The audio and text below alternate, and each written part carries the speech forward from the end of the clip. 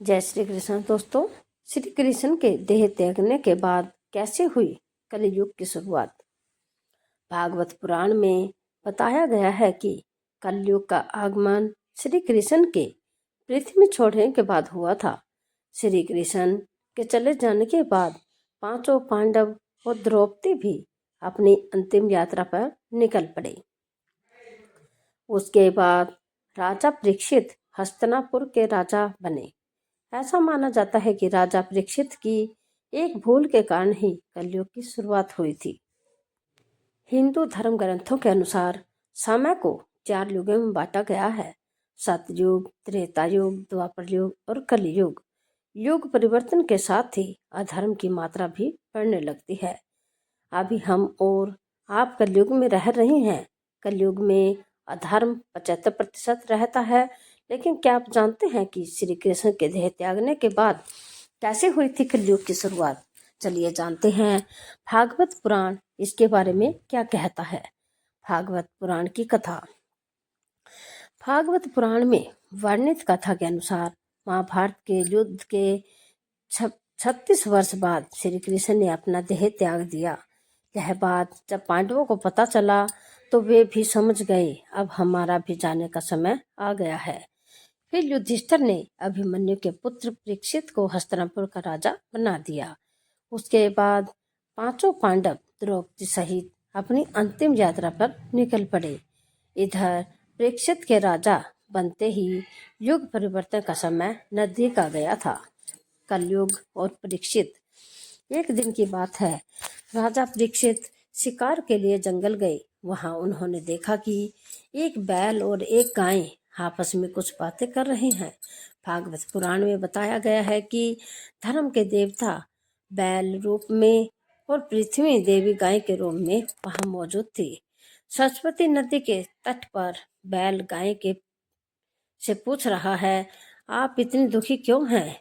क्या आप मेरे एक पाव देखकर दुखी तो नहीं हो रही? बैल के मुख से ऐसी बातें सुनकर पृथ्वी देवी बोली, हे धर्मदेव, आप तो सब कुछ जानते ही हैं। जब से श्री कृष्ण मुझे छोड़कर गए हैं तभी से मैं दुखी हूँ। तभी राजा परीक्षित ने देखा कि एक मुकुट पहना व्यक्ति धर्म रूपी बैल को डंडे से पीट रहा है और गाय को लात मार रहा है। कलयुग और परीक्षित संवाद।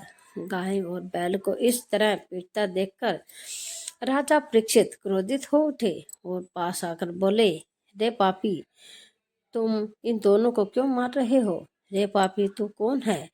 मेरे राज्य में तुम्हें ऐसा करने का साहस कैसे हुआ? मैं इसकी सजा तुम्हें अवश्य दूंगा। इतना कहकर राजा परीक्षित ने तलवार निकाल ली और कहा, आज तेरी मौत निश्चित है। अब तुम मुझसे नहीं बच सकता। राजा परीक्षित के हाथों में तलवार को देखकर वह व्यक्ति डर से कांपने लगा। फिर बोला, महाराज, मैं कलयुग हूँ और यहाँ वास करने आया हूँ। इतना कहकर राजा के चरणों में गिर गया। तब राजा परीक्षित ने कहा, तुम अब मेरी शरण में हो। अब मैं तुम्हें मारूंगा नहीं, लेकिन इसी समय मेरे राज्य से निकल जा। कलयुग ने कहा, महाराज, पूरी पृथ्वी पर तो आपका ही राज्य है, मैं कहाँ जाऊं? तब राजा परीक्षित ने उन्हें 4 स्थान रहने को दिए। राजा ने कहा, तुम गंदगी, हिंसा, वेश्यालय और जुए के धन में निवास कर सकते हो। राजा परीक्षित की बातें सुनकर कलयुग ने एक और स्थान रहने को मांगा। तब राजा ने उसे सोने अर्थात स्वर्ण में निवास करने को कहा। राजा परीक्षित पर कलयुग का प्रभाव समय बीतता गया और एक दिन राजा संध्योपासना के समय पवित्र होना भूल गए। उसी समय कलयुग ने उसके मुकुट में प्रवेश कर लिया जो सोने से बना हुआ था।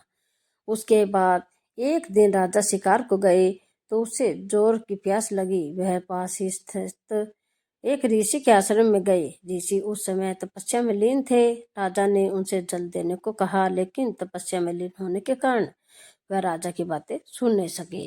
बार बार कहने पर भी जब राजा परीक्षित को पानी नहीं मिला तो उसने एक मृत सांप को ऋषि के गले में डाल दिया और वहां से चले गए। ऐसा कलयुग के प्रभाव के कारण हुआ। कलयुग के प्रभाव से राजा परीक्षित की बुद्धि भ्रष्ट हो चुकी थी। राजा परीक्षित की मृत्यु। कुछ समय बाद जब ऋषि भृंगी श्रृंगी आश्रम लौटे तो ऋषि के गले में मृत सांप को देख वह क्रोधित हो गए। उसके बाद उन्होंने श्राप देते हुए कहा, ऐसा धर्म जिसने भी किया उसकी मृत्यु आज से ठीक 7वें दिन तक्षक नाग के काटने से ही हो जाएगी। फिर ऐसा ही हुआ।